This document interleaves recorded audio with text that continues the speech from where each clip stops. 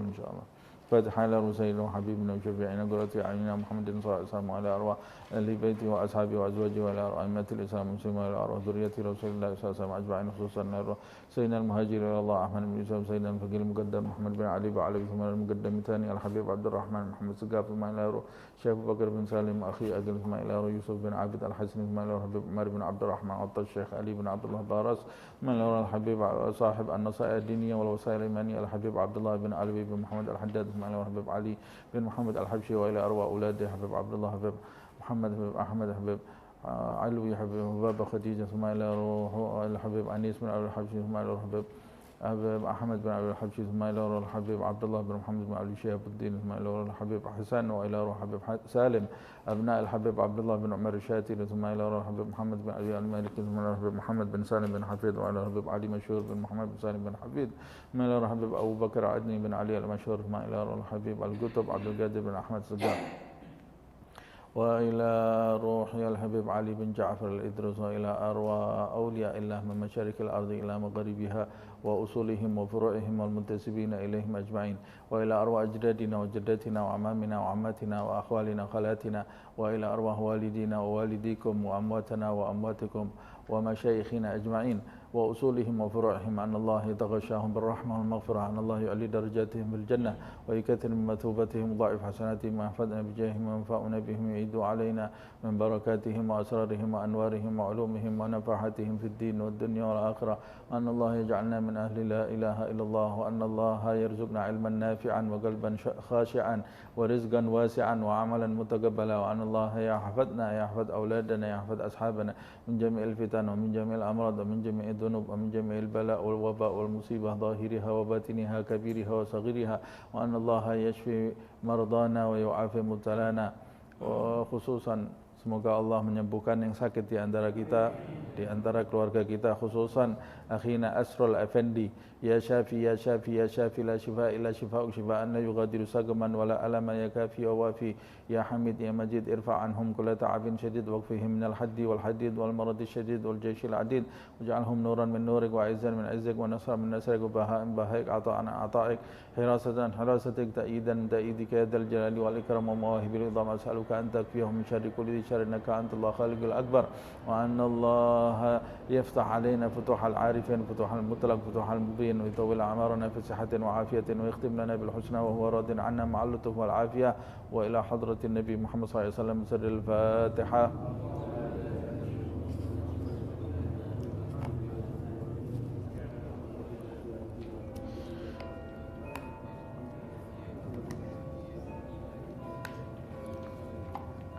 Bismillahirrahmanirrahim. Alhamdulillah rabbil alamin. Allahumma salli wa sallim ala sayyidina Muhammad wa ala ali sayyidina Muhammad. Nawaina ta'allum wa ta'lim wa tadhakkur wa tadhkir wa naf'a wal intifa' wal ifada wal istifadah wal hath ala tamassuk bi kitabillah wa sunnati rasulih wa du'a ila al-huda wa dalalah ala al-khair ibtigha'a wajhillah wa mardatih wa qurbih wa thawabih subhanahu wa ta'ala. Mari kita lanjutkan kajian kitab An-Nasaih Ad-Diniyah karya Al-Imam Abdullah ibn Alawi ibn Muhammad Al-Haddad. Terakhir pembahasan kita sampai di halaman 292 ya? Ya betul. Baik, paragraf ketiga ya. Terakhir waqala Al-Hasanul Basri rahimahullah ma asbaha rajulun yuti'u imra'atahu fima tahwah illa akabbahu Allah finnar. Hasan al-Basri. Ini terakhir pembahasan kita. Tidaklah seorang laki-laki yang berada di pagi hari dalam keadaan taat kepada wanitanya, mengikuti hawa nafsu wanitanya, istrinya maksudnya ya, kecuali Allah Subhanahu wa taala akan menjerumuskan laki-laki tersebut ke dalam api neraka. Ini pembahasan kita mengenai di pertemuan yang lalu mengenai tanggung jawab sebagai seorang suami. Suami harus melindungi, mengayomi istrinya, harus bersikap lemah lembut, harus bersikap kasih sayang, tidak otoriter di dalam rumah tangga, Kemudian tapi di samping semua itu, kata Imam Abdullah bin Al-Haddad, seorang laki-laki itu harus memberikan pendidikan kepada istrinya, juga kepada anak-anaknya. Harus memperhatikan kehidupan istrinya dalam arti dengan siapa dia keluar, kemana dia keluar, begitu juga anak-anaknya. Kemudian harus memiliki rasa cemburu di dalam hatinya ketika istrinya berdekatan dengan laki-laki yang bukan mahram. Tidak membiarkan istrinya memasukkan laki-laki yang bukan mahram ke rumahnya. Lalu begitu juga seorang laki-laki bertanggung jawab untuk memimpin istrinya. Kalau bertanggung jawab untuk memimpin istrinya, berarti dia terlebih dahulu harus memimpin dirinya. Bagaimana dia mau memimpin istrinya kalau dirinya sendiri dia tidak bisa memimpin? Kalau seorang laki-laki harus meluruskan istrinya agar tidak membuka diri bagi laki-laki yang lain, maka dia juga harus memberikan contoh sebagai suami untuk tidak mudah bergaul dengan wanita yang bukan mahramnya, yang tidak ada manfaatnya, Seperti itu yang disabdakan oleh Rasulullah SAW, wa'ifu ta'ifu nisa'ukum, jagalah harga diri kalian, maka wanita-wanita kalian otomatis akan menjaga harga diri kalian. Kalau kalian tidak bisa menjaga harga diri kalian, tidak bisa menundukkan pandangan kalian, setiap ada wanita lewat kalian jadikan komoditi memuaskan hawa nafsu kalian, maka suatu saat wanita-wanita kalian akan bertingkah seperti itu. Na'udzubillah min dzalik. Nah, kemudian beliau menekankan laki-laki harus menjadi imam di rumahnya. Nah, ini pembahasan kita yang terakhir ya. Kenapa? Fa innal mar'ah hukmuha hukmul mamluk wattabi'. Karena wanita itu, istri itu, hukumnya istri itu, posisinya istri itu posisi tabi', sebagai pengikut, sebagai makmum yang dikuasai. Itu posisi wanita. Dan itu sudah kodrat dari Allah Subhanahu wa taala, seperti yang saya jelaskan di pertemuan yang lalu. Wanita itu kodratnya dia adalah diayomi, dikuasai, dilindungi. Kalau dia merubah kodrat dirinya mau menguasai, hidupnya tidak akan bahagia wanita ini. Wanita ini tidak akan bahagia. Karena hukmuha hukmut tabi'. Faman ja'alal mamluk malikan wattabi' madbu'an fahuwa ma'kus. Siapa yang menjadikan pengikut sebagai yang diikuti, yang dimiliki sebagai pemilik. Umpamanya siapa yang menjadikan budak sebagai tuan, umpamanya seperti itu ya, atau sebagai pengikut yang diikuti, maka kehidupannya ma'kus, akan terbalik kehidupannya, mangkus, akan berlawanan kehidupannya, akan kacau kehidupannya karena keluar dari kodrat. Seperti yang disabdakan oleh Rasulullah SAW, la yuflihu qaum wallau amrahum imra'ah. Tidak akan beruntung suatu kaum yang melimpahkan kekuasaan kepada seorang wanita, kepemimpinan kepada seorang wanita. Maksudnya kepemimpinan di sini di rumah tangga atau kepemimpinan yang lainnya. Kita lanjutkan. Wa idza kana lirrajuli zaujatan au zaujat. Nah, itu tadi pembahasan di atas kalau istrinya satu. Nah, kalau istrinya dua atau lebih dari dua, zaujat, tiga. Karena Islam mengizinkan seorang laki-laki menikah lebih dari satu, seperti yang disebutkan di dalam ayat wankihu ma taba lakum minan nisa mathna wa thulatha baru Pak. Allah Subhanahu wa taala mengizinkan, nikahilah siapa yang kalian inginkan dari wanita itu 2, 3 atau 4.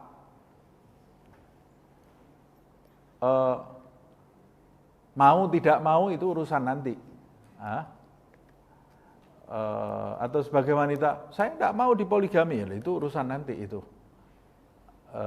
Tapi Islam mengizinkan atau tidak? Islam mengizinkan. Tapi dengan catatan. Sebab ketika kamu menginginkan menikahi seorang wanita, lebih dari satu, kamu mau menikahi satu wanita saja, wanita itu bukan benda mati. Wanita itu bukan benda mati, dia makhluk manusia yang dimuliakan oleh Allah Subhanahu wa taala. Bahkan kamu lahir dari rahim seorang wanita. Ketika kamu mau menikahi satu orang wanita saja, ada rentetan hukum yang harus kamu ketahui sebagai seorang suami. Menikahi satu wanita, tanggung jawab kamu sangat besar. Memiliki satu wanita, lebih-lebih lagi memiliki 2 wanita. Pasti tanggung jawabnya akan lebih besar. Atau bahkan 3 atau 4 wanita, tanggung jawab kamu pasti akan lebih besar. Kemudian kalau dari 2 istri, 3 istri itu kamu punya anak, beban tanggung jawab kamu juga akan semakin berat lagi di hadapan Allah Subhanahu wa taala. Diizinkan tapi ada konsekuensinya dari Allah Subhanahu wa taala. Lalu bagaimana Ustaz? Ditutup pintu poligami? Tidak akan ditutup pintu poligami. Dibolehkan kok ditutup. Poligami itu boleh. Tidak ada yang bilang pintu poligami zaman ini sudah tidak ada lagi. Dia nabi baru apa? Al-Quran tidak membatasi poligami itu sampai kapan. Poligami itu sekarang sudah tidak relevan. Tidak relevan menurut dia.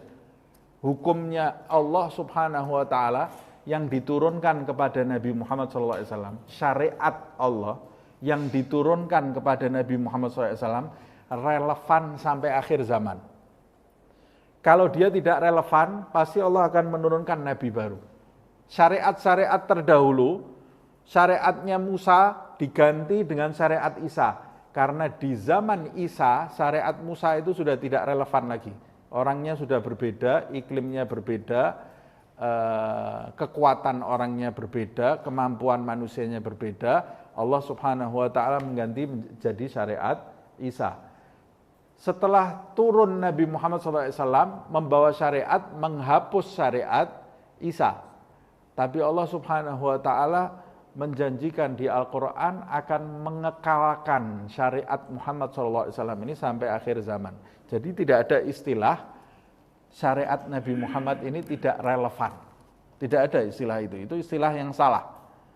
Nah, tapi manusianya kualitasnya berkurang sehingga tidak memenuhi syarat, itu mungkin terjadi. Itu mungkin terjadi. Tapi syariatnya membolehkan atau tidak? Syariat tetap membolehkan. Tidak boleh kita bilang zaman ini poligami sudah haram. Kita membuat hukum baru kita.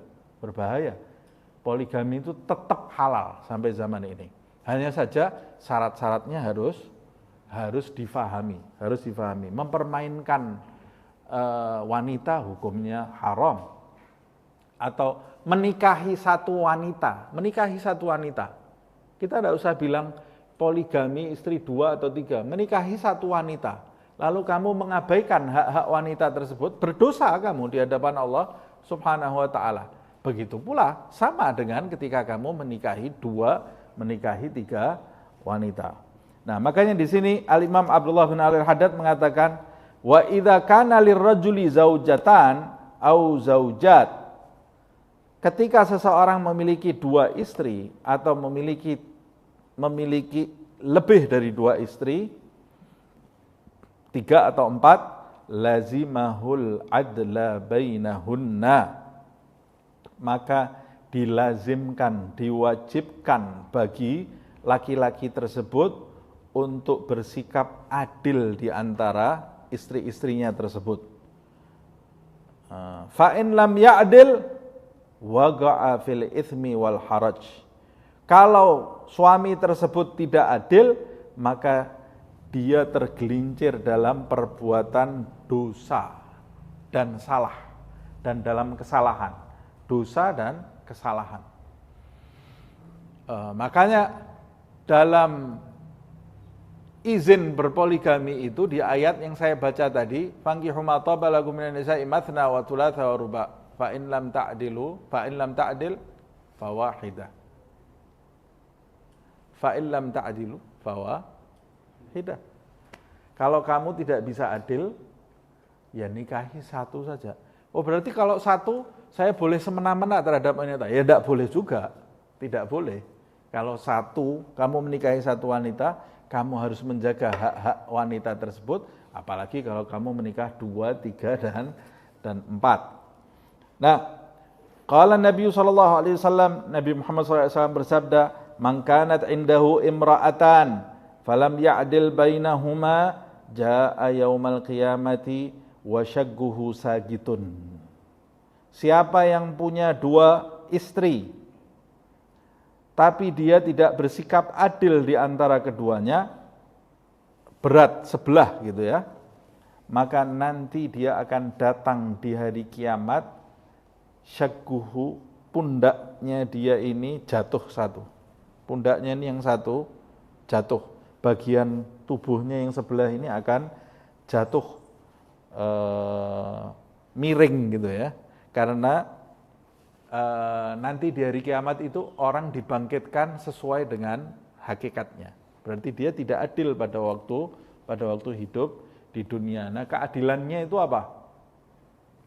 Yang dimaksud keadilan di sini bukan keadilan hati seperti yang dibicarakan oleh sekelompok orang yang tidak mengenal hukum agama. Orang kalau mau poligami, ya dia harus hatinya sama-sama mencintai istri pertama, istri kedua, istri ketiga, itu mustahil.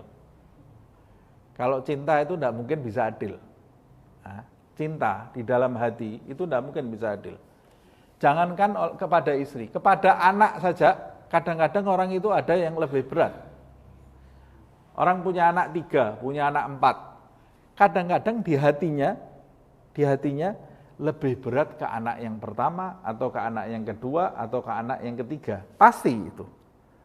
Nah, dia harus beristighfar. Tidak bisa, namanya hati condong itu tidak bisa.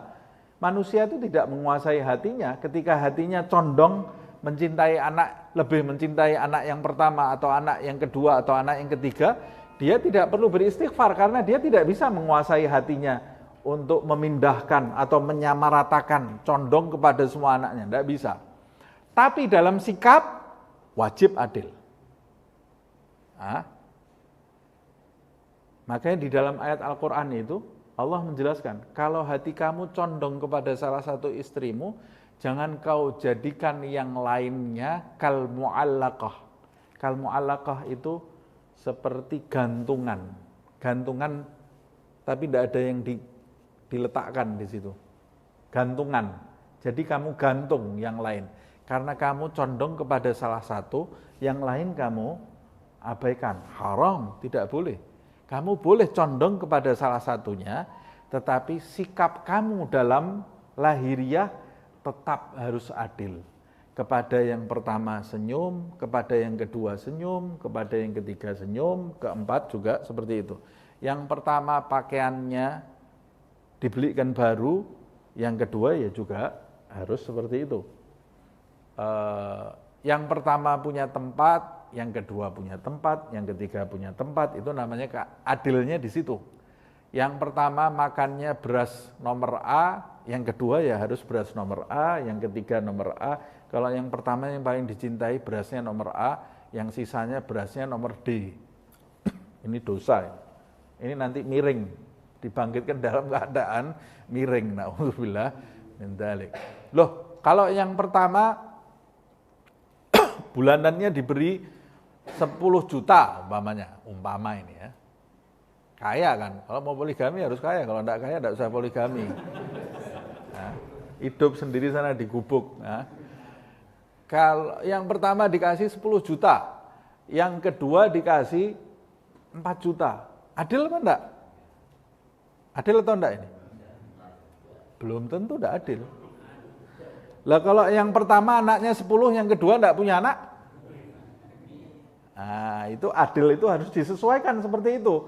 Adil itu, keadilan itu bukan sama rata. Karena sama rata itu boleh jadi malah tidak adil. Nah, keadilan itu bukan sama rata. Konsep keadilan itu, apa sih makna adil? Adil itu meletakkan sesuatu pada porsinya.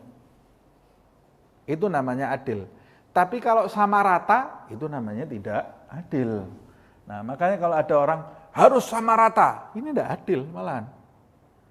Wah, Islam ini tidak adil. Warisan laki-laki dapat 2 bagian, perempuan dapat 1 bagian. Itu yang adil. Kalau laki-laki dengan perempuan sama-sama, bagiannya sama, itu namanya bukan adil, itu namanya sama rata. Yang sama rata itu belum tentu adil.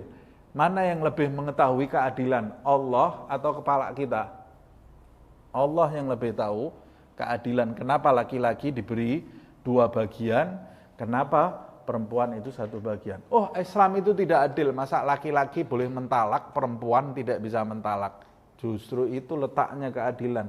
Kalau disamaratakan, laki-laki bisa mentalak, perempuan bisa mentalak. Tidak ada perkawinan utuh mungkin ya. Tidak ada perkawinan yang utuh.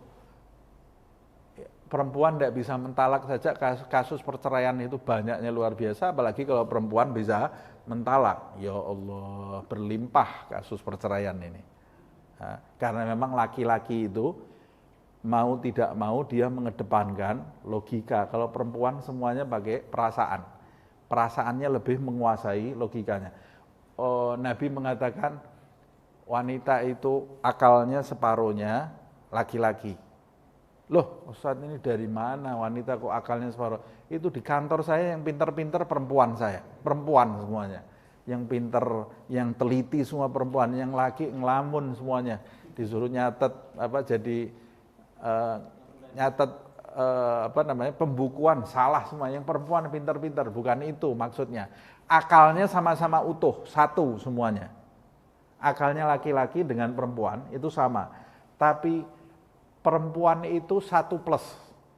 Yang plusnya itu menjadi kelemahan sekaligus kelebihan. Sekaligus kelebihan. Karena Allah Subhanahu wa taala mau perempuan itu berhadapan dengan anak, berhadapan dengan hal-hal yang lembut.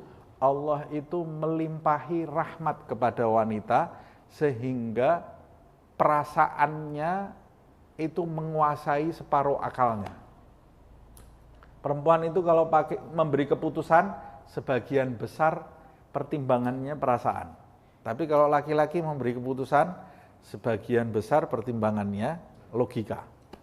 Dia mengesampingkan perasaan. Umumnya seperti itu. Umumnya seperti itu.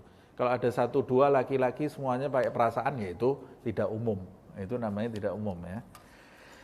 Nah, kita lanjutkan. Nah, ini pentingnya berlaku adil, dan itu makna keadilan. Nanti kalau mau dibahas lebih dalam bisa habis ini bab poligami, kita tidak selesai-selesai nanti ya.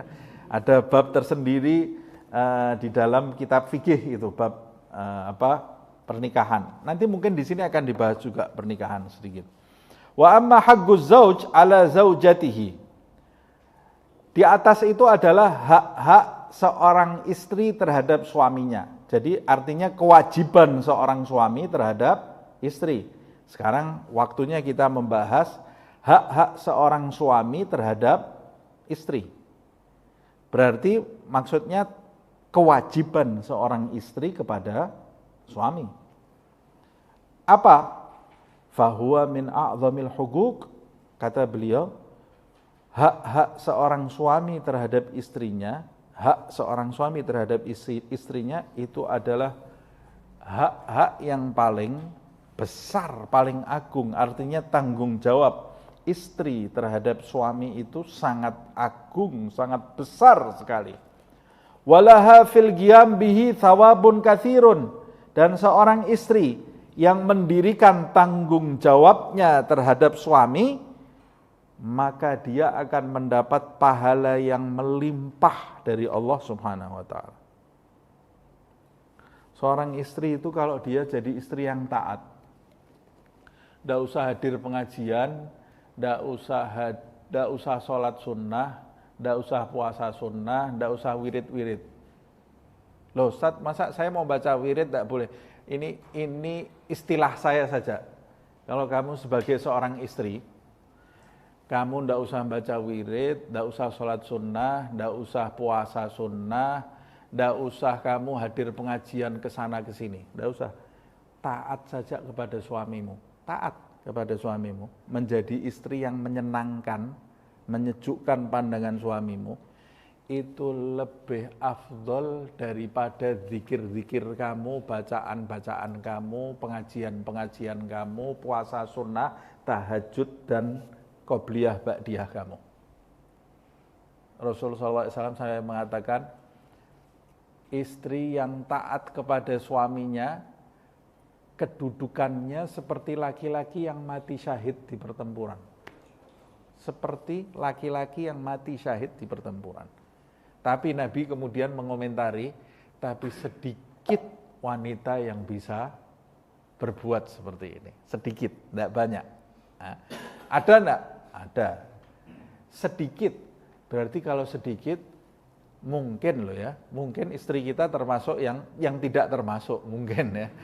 Yang tidak termasuk. Jadi maksudnya apa toh? Maksud sabda Nabi itu, sedikit dari kalian yang bisa berlaku seperti ini. Maksudnya, hei laki-laki, hei suami-suami, maklumlah terhadap istri-istri kamu. Maklum. Nah, karena tidak gampang orang suruh jadi pengikut dia, dulunya bebas kok. Dulunya bebas, ya terikat apa-apa, tahu-tahu suruh jadi nurut sama kamu. Apalagi perempuan zaman sekarang. La haula wala quwata illa billah. Nah, laki-lakinya juga la haula wala quwata illa billah. Nah, kita lanjutkan. Walaha fil qiyam bihi thawabun katsirun. Nah, seorang istri kalau dia mendirikan tanggung jawabnya terhadap suaminya, pahalanya sangat melimpah, besar pahalanya. Nanti akan dibahas. Wa 'alaiha fi idha'atihi wa ihmalihi itsmun kabirun. Sebaliknya, seorang istri yang menghilangkan, melalaikan tanggung jawabnya sebagai istri di hadapan suaminya, maka dia akan mendapat dosa yang sangat besar sekali. Dosanya besar sekali.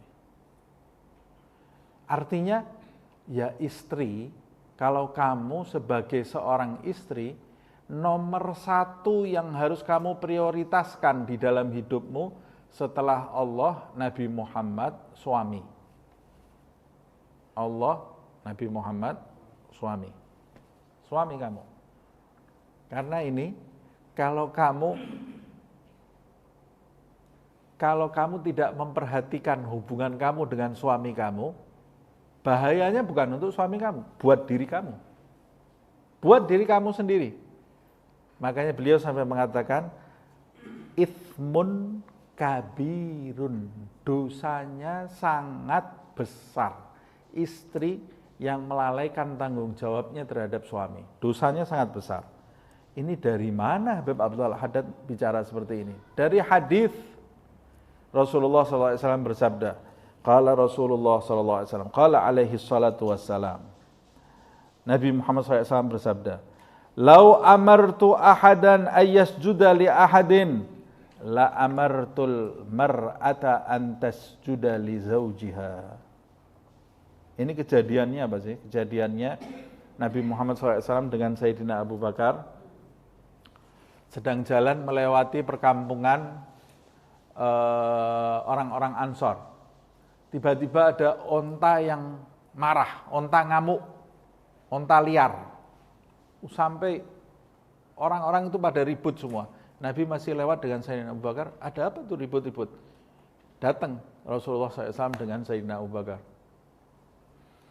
Lalu Nabi bertanya, ma balukum, ada apa nih kalian? Kata mereka, ya Rasulullah, ini ada onta ngamuk ontanya, onta sedang marah. Onta marah, onta ini lebih kuat dari kuda loh ya, lebih kuat.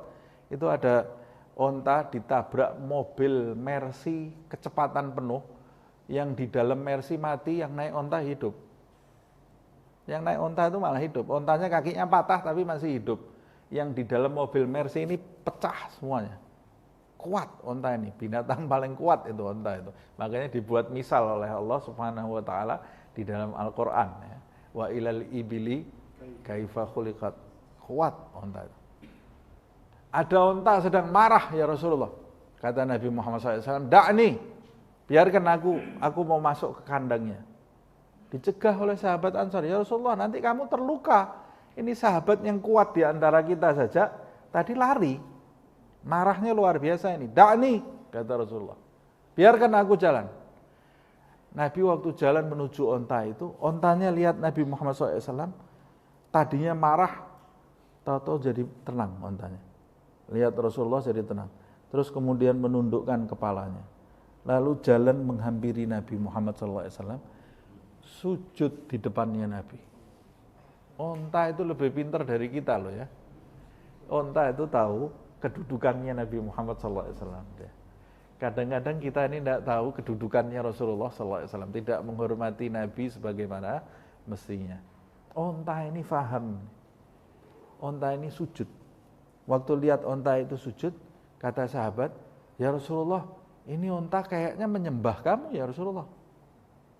Ini onta nyembah kamu ya Rasulullah."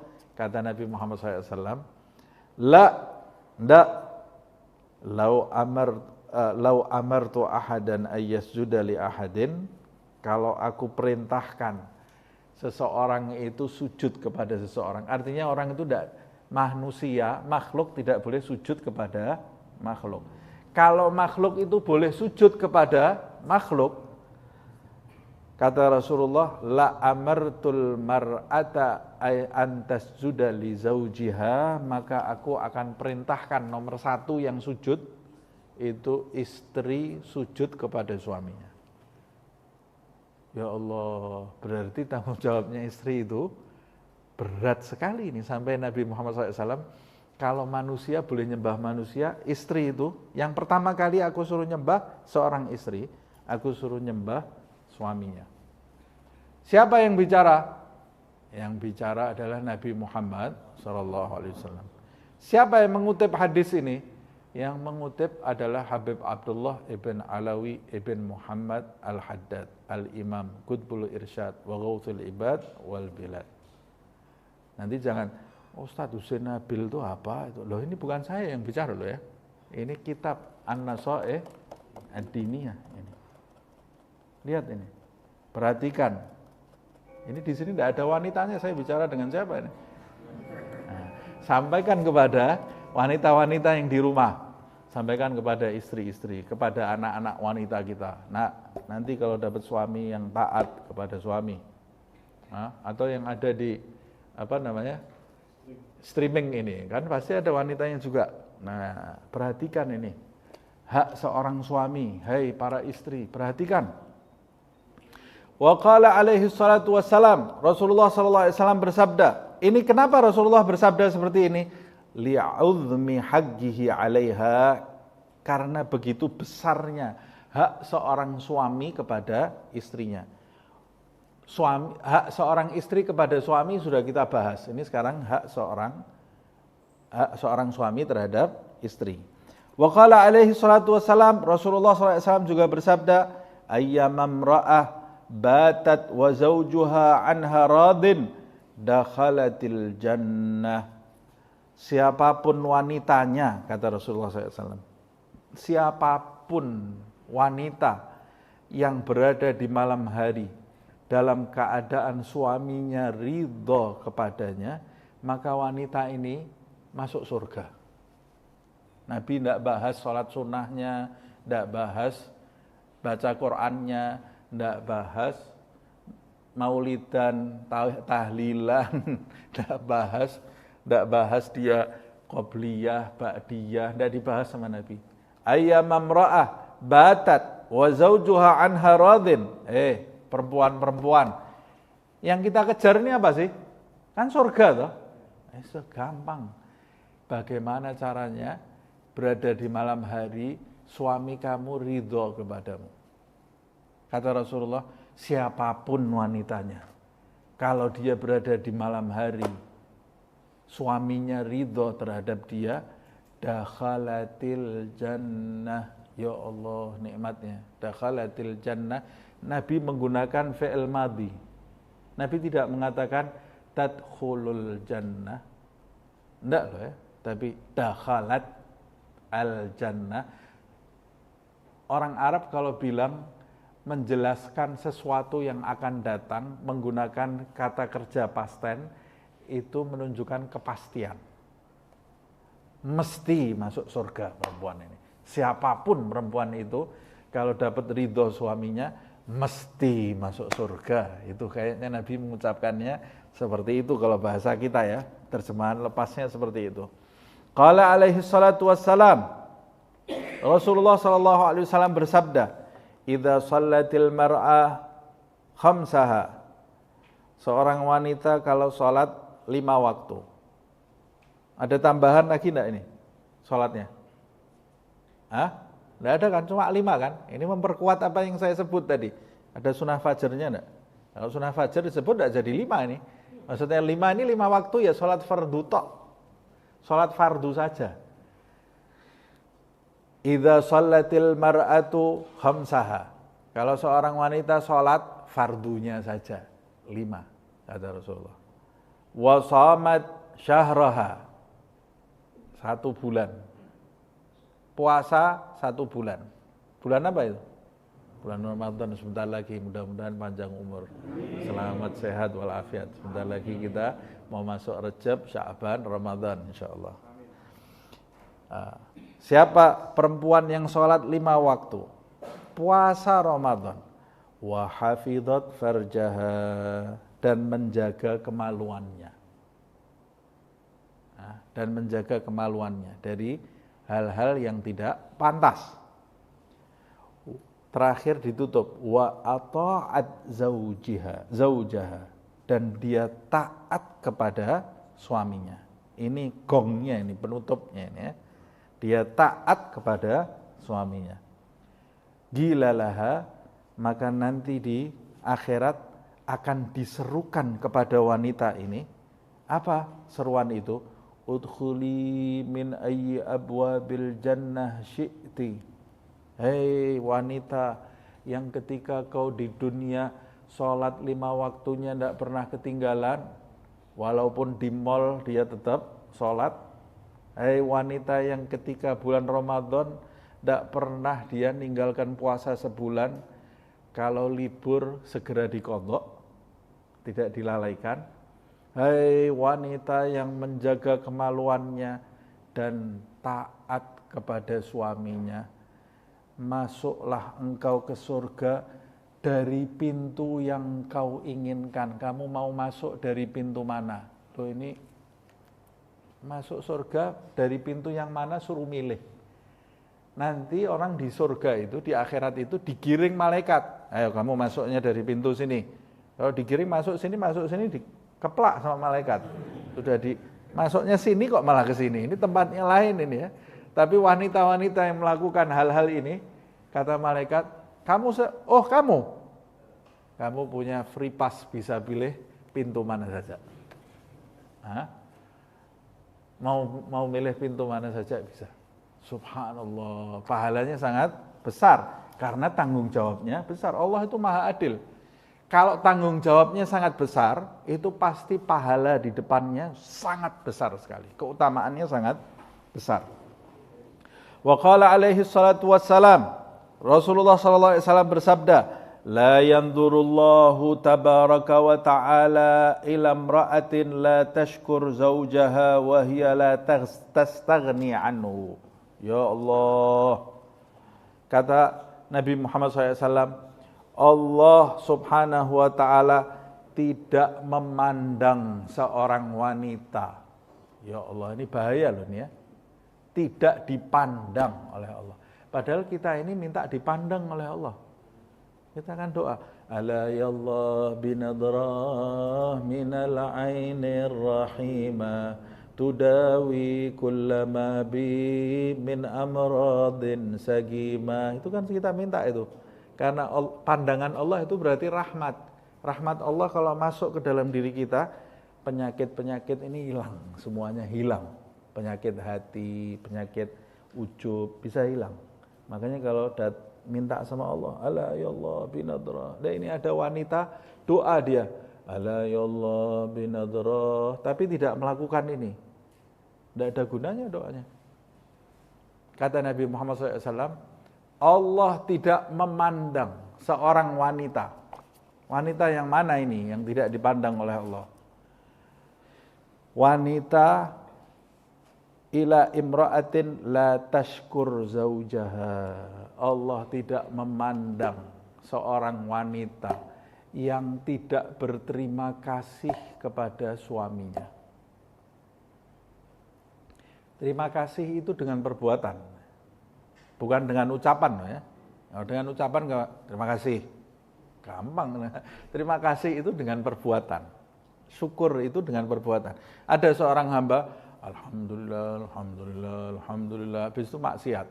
Ya, bukan bersyukur kamu. Loh saya tadi alhamdulillah, cuma ngomong aja kamu. Alhamdulillah.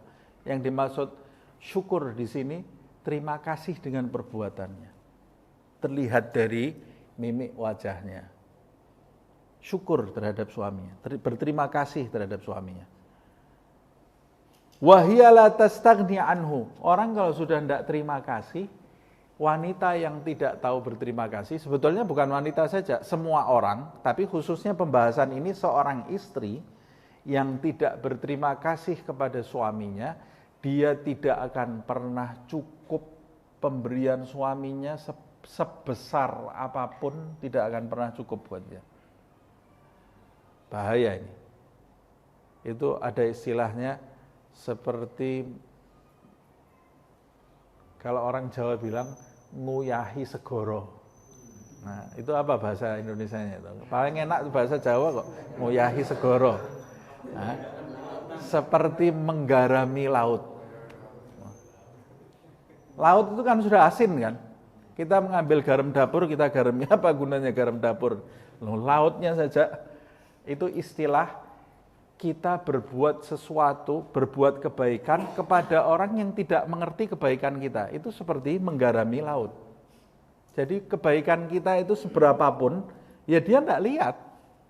Dia tidak akan pernah merasa cukup. Capek tidak kita kalau berbuat baik dengan seperti itu? Wah, capeknya luar biasa. Tapi kita bersikap seperti itu kepada Allah setiap hari apa enggak? Berapa besar kebaikan Allah kepada kita? Kita protes terus enggak kepada Allah? Protes seakan-akan Allah itu enggak pernah berbuat baik kepada kita. Allah ini ngasih sesuatu, memberi kita ini sesuatu yang kita enggak minta, diberi oleh Allah. Satu saja permintaan kita belum kabul-kabul, enggak mau sholat lagi saya. Biar nih sholat asar telat-telat sedikit, atau ngaji berhenti, demo ini ya, demo sama Allah, demo, tidak mau ngaji, tidak mau zikir, salah sendiri kita ya. Nah sama seperti itu, kita itu kadang-kadang bersikap seperti itu. Nah Allah paling tidak suka dengan orang yang tidak tahu terima kasih. Anak tidak berterima kasih kepada orang tuanya, waduh dosanya besar. Istri tidak terima kasih kepada suaminya, dosanya sangat besar. Loh, suami saya itu padahal ngasihnya cuma sedikit loh, tidak cukup. Ya walaupun tidak cukup, dia kan sudah berusaha.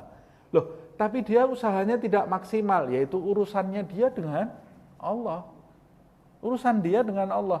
Urusan kamu dengan Allah, sebagai istri kamu harus terima kasih. Itu urusan kamu dengan Allah. Urusan suami kamu males-malesan, itu urusannya suami kamu dengan Allah. Nanti ada hisapnya sendiri. Loh saya tidak boleh mengingatkan. Boleh mengingatkan. Hei suamiku, jangan malas, cari rezeki yang halal dengan cara yang sopan. Tapi kalau suaminya berusaha memberikan sesuatu, terima kasih, diterima. Diterima. Itu akhlak yang kalau istri tidak bersyukur kepada suaminya, Allah tidak memandang. Sebaliknya, istri kalau tahu terima kasih dengan suaminya, itu menjadi tempat pandangan rahmat Allah Subhanahu wa ta'ala. Wanita yang seperti itu jadi tempat pandangan rahmat Allah. Hidupnya pasti akan senang.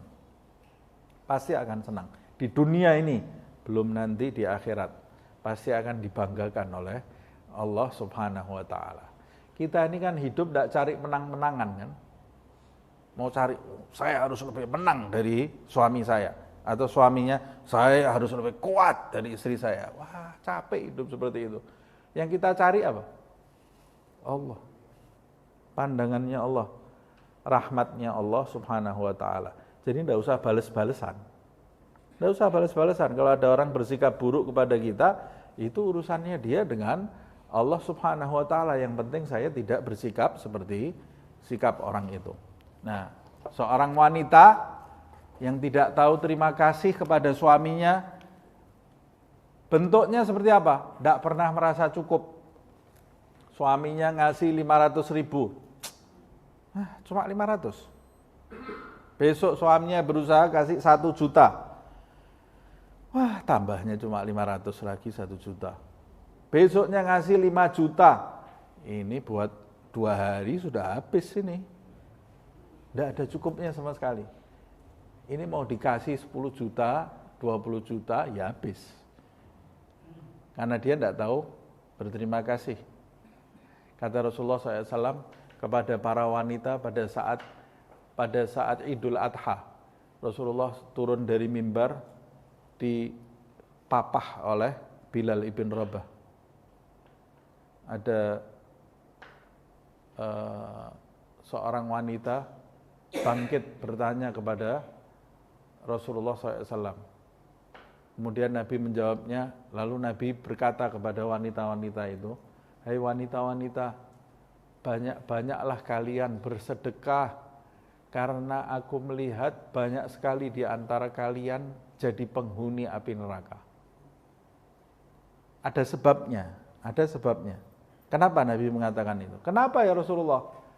Li'annakunna takfurnal la'in wa takfurnal ashir, kata Rasulullah. Karena banyak sekali di antara kalian, hai wanita,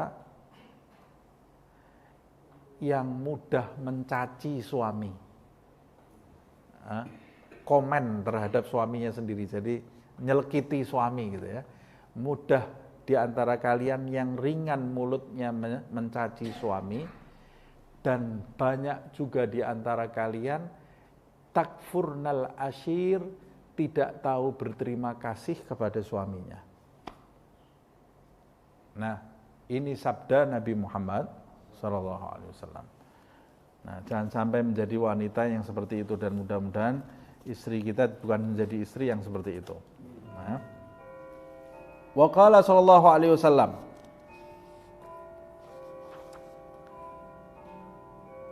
ini kita lanjutkan sedikit ya, kita percepat sedikit. Idza da'a ar-rajulu zaujatahu ila firashihi falam ta'tihi fabata ghadban 'alaiha la'anathal malaikatu hatta tusbiha. Jika seorang laki-laki memanggil istrinya untuk menuju ke tempat tidur, tapi si istri itu falam ta'tihi, tidak mau datang. Istrinya tidak mau datang, dipanggil suaminya untuk ke tempat tidur, si istri itu tidak mau datang.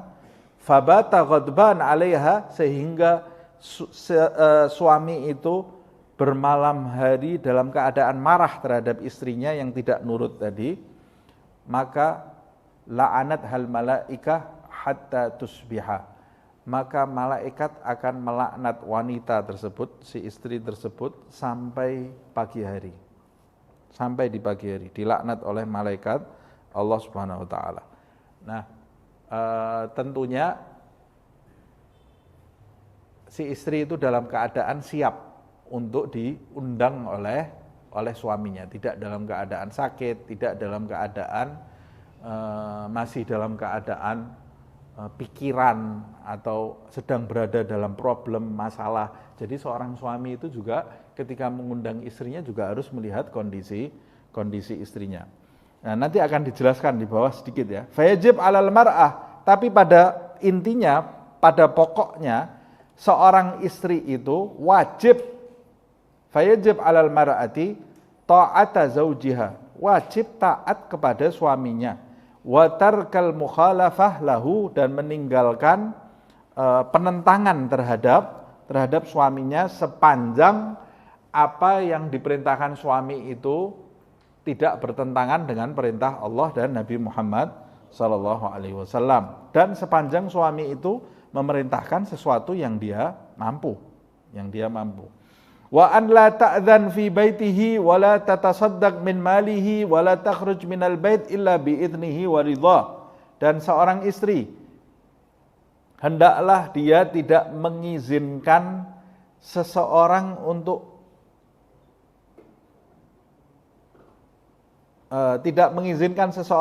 masuk ke rumah suaminya, dan tidak bersedekah dengan harta suaminya, dan tidak keluar dari rumah suaminya kecuali dengan izin suami dan ridho dari suaminya.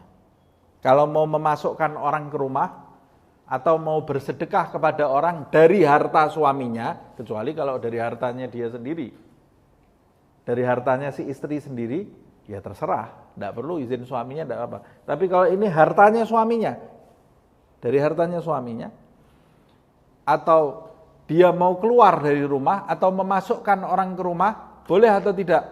Boleh, tapi harus dengan izin dan ridho dari suamimu. Kalau tidak dengan izin dan tidak diridhoi suamimu, maka dosa. Perempuan ini dosa. Loh, saya sudah izin. Lah kamu sudah izin, suamimu rela enggak? Enggak rela. Ya namanya belum izin namanya itu ya. Makanya ini harus dengan izin dan ridho suaminya. Fa in fa'alat syai'an min dzalika biduni idnihi athimat. Kalau dia melakukan salah satu dari 3 hal di atas tanpa izin dari suaminya, maka dia berdosa. Wa idza da'aha ila firashihi lam yajuz lahal imtina' illa li'udhrin syar'iyyin.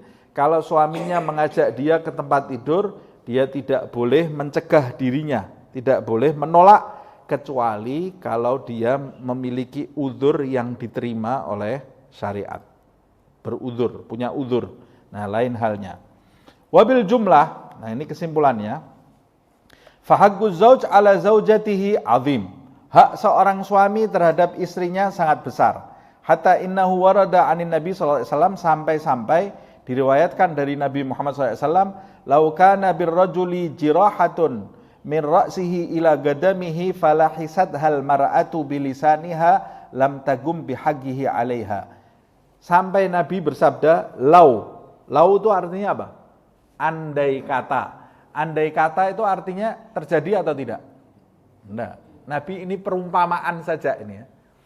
Andai kata seorang laki-laki keluar darah, luka ya, dia memiliki luka dari kepala sampai telapak kakinya, isinya luka semuanya.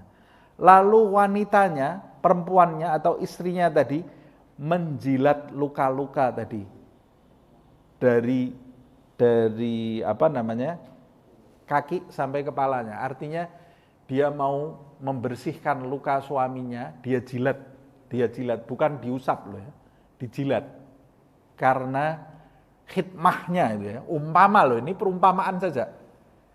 Andai kata ada seorang wanita yang mau mengabdi kepada suaminya sampai berbuat seperti ini, suaminya luka dari telapak kaki sampai kepala, dijilat oleh istri tadi, maka wanita tersebut menjadi wanita yang baik, wanita yang surga, tapi wanita tersebut belum bisa membalas hak suaminya.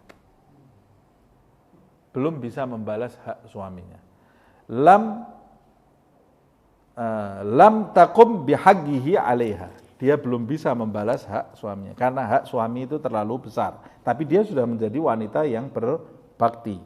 Jadi wanita terhadap suami itu mirip dengan anak terhadap orang tua. Fayam bagi lil mar'ah an tastahida fil qiyam bihaqqihi zawjiha wa an la taksur fil qiyam bihi. Maka hendaklah setelah penjelasan di atas, maka hendaklah seorang wanita itu bersungguh-sungguh untuk mendirikan hak-hak suaminya dan tidak melalaikannya, litafuza bithawabillah waridhah, agar dia menjadi wanita yang beruntung mendapat pahala dan ridha Allah Subhanahu wa taala, wa tanju min adabihi wa sukhtihi, dan selamat dari siksa dan murkanya Allah. Dan sebagai penutup, wayam bagi lizauj, ini yang penting ini ya. Dan hendaklah seorang suami ketika mendengar haknya yang sangat besar terhadap istrinya, dan bahayanya kalau istrinya sampai tidak memenuhi hak-haknya, hendaklah ketika kau sebagai suami mendengar hal-hal ini, bukan terus memanfaatkan istrinya, diganggu sama dia. Istrinya umpamanya sedang asik baca, dia tahu istrinya sedang asik baca, umpama ini, ayo datang ke sini, panggil, sini. Istrinya, ya mas, bentar mas, hati-hati loh, dilaknat malaikat kamu. Nah ini namanya laki-laki yang memanfaatkan dalil untuk kepentingan ini ya. Pokoknya dia tujuannya tidak baik, tujuannya pokoknya mau ganggu istrinya. Jadi menyakiti istrinya atas nama agama, dosanya luar biasa ini. Sama juga ada orang tua yang menyakiti anaknya atas nama agama, sedikit-sedikit birrul walidain, anaknya bungkam, tidak bisa apa-apa, tidak punya hak berbicara. Ini dosa orang tua seperti ini. Ini nanti menjadikan anaknya durhaka kepada orang tua. Suami yang berbuat seperti itu kepada istrinya, itu dia tidak mendidik istri, nanti menjadikan istrinya justru durhaka kepada dia. Jangan sedikit-sedikit mengatasnamakan agama, kamu nanti dilaknat malaikat. Tidak ada gunanya semua ibadah kamu. Harusnya disupport, didukung, dirangkul istri itu. Kalau ada kekurangannya bagaimana? Bukan bawa dalil, istri kita ada kekurangannya, tidak ada manfaatnya sholat kamu. Ya Allah, ini kan menyakitkan ini. Kamu ini mau perang, mau hidup berumah tangga? Nah hati-hati loh ini ya. Ini kita belajar ini bukan belajar dalil. Wah ini nanti sampai rumah kita punya senjata kita terhadap suami kita. Bukan belajar dalil, ini ajarkan kepada istri kita, tapi tuntut diri kita juga menjadi laki-laki yang bertanggung jawab. Ini penutupnya ini yang paling penting ini ya. Kalau penutupnya ini kita tidak belajar, nanti jadi laki-laki mana dalilnya ini ya. Cuma cari dalil aja tapi kehidupannya runtuh.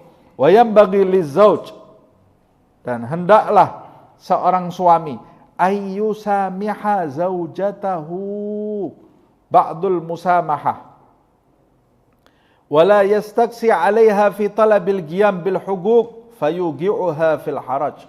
Hendaklah seorang suami itu banyak-banyak memaafkan istrinya,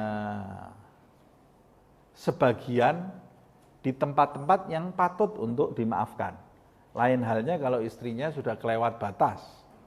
Nah, tapi kalau ada kita lihat dia ini berusaha menjadi istri yang baik, kemudian dia ada kurangnya, musamahah. Namanya manusia, kamu juga banyak kurangnya. Kamu ini juga banyak kurangnya. Tapi kita ini kadang-kadang kurangnya orang lain kelihatan, kurang kita tidak kelihatan. Lain halnya kalau istri itu liar. Nah ini lain. Jangan dimaafkan, tapi harus diluruskan. Istri ini liar. Menunjukkan kekuasaannya, omongannya pedas, dan kata-katanya, perbuatannya membangkang. Nah ini lain hal. Tapi ini ditujukan kepada seorang istri yang memang berusaha. Dia berusaha untuk menjadi istri yang baik, tapi namanya manusia kan harus ada tahapan. Apalagi kalau baru manten baru jadi pengantin, itu kan harus ada penyesuaian, harus belajar, harus bertahap. Ini baru manten seminggu, saya mau tinggalkan istri saya. Kenapa? Wah, banyak sekali hal-hal yang dia langgar. Kamu jadi hakim, jangan jadi suami. Nah, jadi hakim kamu, baru seminggu sudah menilai. Seminggu ini belum selesai, perjalanan masih panjang. Lain halnya sudah 8 tahun, istri saya tambah liar. Nah ini lain halnya, lain perkara ini. Nah, tapi kalau kita lihat ada tanda-tanda dia itu mau menjadi istri yang baik, mau berusaha melayani kita, tapi kemampuan dia berusaha mau masak, gosong terus masakannya, umpamanya berusaha melayani kita di tempat tidur juga tidak pinter, tapi dia berusaha, atau dia berusaha izin, tapi kadang-kadang ada lubangnya, harus keluar, dia keluar, tidak sempat izin, tapi buat kepentingan kita juga, ya kita rela lah. Ini loh, ini musamahah dalam hal seperti ini penting. Wala yastaksi 'alaiha, jangan kamu menghukum, membuat neraca pada setiap perbuatan dia. Kayak kamu ini kayak hakim di rumah kamu. Jadi hubungan kamu dengan istri itu seperti hubungan hakim dengan terdakwa. Istri kamu ini jadi terdakwa terus setiap saat. Betulnya tidak pernah kelihatan, salahnya langsung kelihatan. Fitolabil qiyam, kamu tuntut hak-hak kamu terhadap istri kamu, sehingga kalau kamu minta keadilan terus, akhirnya istri kamu ini jatuh dalam kesalahan terus nanti. Kamu tidak mendidik dia, tapi menjerumuskan dia kepada dosa, kepada kesalahan. Fa'idzan nisa nagisot agil wadin, padahal wanita itu tidak sempurna akal dan agamanya. Kamu harusnya membimbing dia, bukan menuntut dia. Faham? Loh, Ustadz ini gimana ini? Maksudnya wanita kok kurang akal dan agama? Ya, kurang akalnya seperti yang saya jelaskan tadi. Dia lebih banyak perasaannya. Bukan bodoh, tapi lebih banyak perasaannya. Lah kurang agamanya? Kurang agamanya, wanita itu kan ada menstruasinya. Kurang enggak agamanya? Jadi kurang. Waktunya dia enggak sholat, ya dia terhalang macam-macam. Dia mungkin tidak bisa berkhidmat kepada kamu 100% karena dia kurang agamanya tadi pada saat dia menstruasi. Wal ghalib alaihinna at-tasahul wat taghaful 'anil huquqil azwaj. Dan karena wanita itu perasaannya sangat besar dan sebagian besar wanita itu suka dimanja, jadi sikap kekanak-kanakannya kadang-kadang di depan laki-laki itu akan lebih banyak. Nah, karena sifat seperti ini, maka sebagian besar, lihatnya Habib Abdul Haddad bilang, kamu tahu wanita yang saya ceritakan di atas itu wanita-wanita ideal. Istri kamu mungkin bukan wanita ideal. Itu yang saya ceritakan di atas itu, Khadijatul Kubra, Fatimatul Zahra, Aisyahtur Ridho, ini yang diceritakan di hadis Nabi Muhammad SAW. Tapi kita harus membimbing istri kita menuju kepada arah itu. Cuma dia belum seperti itu. Makanya dia mengatakan sebagian besar wanita itu lalai terhadap hak-hak suaminya. Jadi kamu kalau mau nyari istri yang 100% menghormati hak-hak seperti yang diceritakan di hadis, sampai mati kamu tidak kawin. Kawin sama bidadari nanti di surga. Nah, cari wanita, ya sudah, yang pasti ada kekurangannya. Tapi barometernya seperti yang saya sebutkan tadi loh. Kalau dia itu terlihat berusaha mengimbangi kita, mengimbangi hak-hak kita, maksud saya, berusaha untuk menjadi baik, itu sudah rambu-rambu dia itu wanita yang baik. Kalau ada kekurangan, maafkan. Waman samaha, apa pahalanya suami yang memaafkan istrinya? Waman samaha samahahullah. Suami yang memaafkan istrinya, atau siapapun yang memaafkan siapapun, istri yang memaafkan suaminya, suami yang memaafkan istrinya, orang tua yang memaafkan anaknya, anak yang memaafkan orang tuanya, saudara yang memaafkan saudaranya, guru yang memaafkan murid, murid memaafkan guru. Jadi paling enak itu orang memaafkan ini. Apa pahalanya orang memaafkan? Orang yang memaafkan orang lain, Allah memaafkan kekurangannya. Kita kepingin enggak kekurangan kita dimaafkan Allah? Nah, kalau kita kira-kira di hari kiamat nanti Allah nuntut kita gimana? Celaka kita. Enggak usah maksiat kita. Sholat kita saja dituntut sama Allah, habis kita. Sholat tadi ada yang khusyuk enggak? Sholat Isya. Ayo saya tanya tadi rakaat pertama suratnya apa habis Fatihah? Mesti lupa semuanya ya. Rakaat kedua apa suratnya habis Fatihah? Oh gampang, Al-Ikhlas pendek suratnya. Loh. Tapi yang sholat saja, yang ibadah saja kalau dituntut habis kita. Belum lagi maksiat kita. Kita perlu maafnya Allah kan. Bagaimana caranya Allah supaya memaafkan kekurangan-kekurangan saya? Jadilah manusia yang pemaaf. Terutama kepada orang-orang terdekat kita, kepada istri kita. Maafkan. Wa man tajawazallah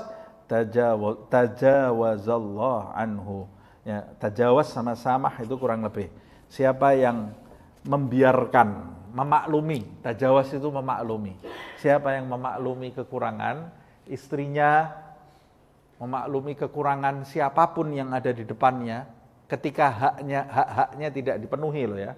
Bukan hak Allah, tapi hak-haknya tidak dipenuhi, dia maklumi. Ya maklum, anaknya mau berbakti kepada dia tapi ya namanya anak kecil, ya ada kurang-kurangnya, kadang-kadang ngomongnya suka tinggi sedikit. Jangan berbakti kepada orang tua kamu dimurkai Allah, lari ini anak akhirnya. Ngomongnya kadang-kadang suka keras sedikit. Mungkin dia di sekolah tadi ada masalah, ada problem, dia kan bukan robot, punya perasaan juga. Dia sedang ada masalah, kita bicara yang tidak pas di hatinya dia. Kadang-kadang namanya manusia juga lupa, ketinggian ngomongnya. Maklum, dimaafi. Nah, banyak memaafkan, itu baik. Setiap mau tidur, sebelum kita pejamkan mata kita, ya Allah, aku maafkan orang tuaku, istriku, anak-anakku, saudara-saudaraku, sahabat-sahabatku, kerabatku, orang-orang yang aku kenal dan orang-orang yang aku kenal. Aku maafkan semua kesalahannya ya Allah.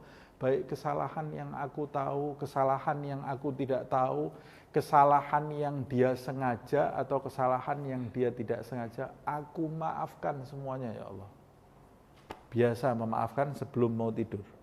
Itu nanti kita tidur dengan hati yang jernih. Dengan hati yang jernih, nanti nikmat. Tapi kalau tidur masih dendam sama seorang, melek terus matanya, tidak tidur-tidur. Ya. Nah mudah-mudahan Allah Subhanahu Wa Taala menjadikan kita hamba yang pemaaf, sehingga kita dimaafkan oleh Allah Subhanahu Wa Taala. Amin ya Rabbal Alamin. Semoga Allah menjadikan keluarga kita sakinah, mawaddah, warahmah.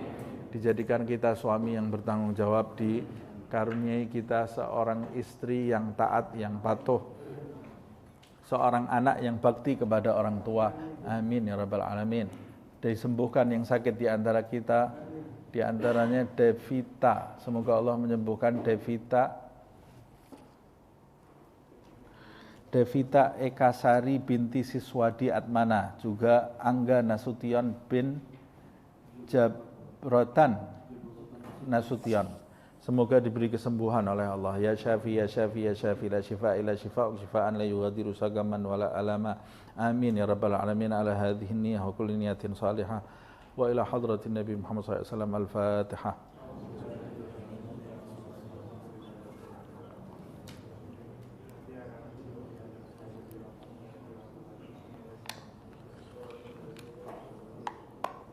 يا ربنا اعترفنا بأننا اقترفنا وأننا أسرفنا على لظى أشرفنا فتب علينا توبة تغسل لكل حوبة واستر لنا العورات وآمين الروعات واغفر لوالدينا ربي ومولودينا والأهل والإخوان وسائر الخلان وكل ذي محبة أو جيرة أو صحبة والمسلمين أجمع آمين ربي اسمع فضلا وجودا منا لا باكتساب منا بالمصطفى الرسول نحظى بكل سول بالمصطفى الرسول نحظى بكل سول بالمصطفى الرسول نحظى بكل سول صلى وسلم ربي عليه عد الحب وآله والصحب عداد طش الصحب والحمد للإله في البدء والتناهي سبحانك اللهم وبحمدك أشهد أن لا إله إلا أنت أستغفرك وأتوب إليك سبحان ربك رب العزة عما يصفون وسلام على المرسلين والحمد لله. Saya minta maaf ini agak molor sedikit.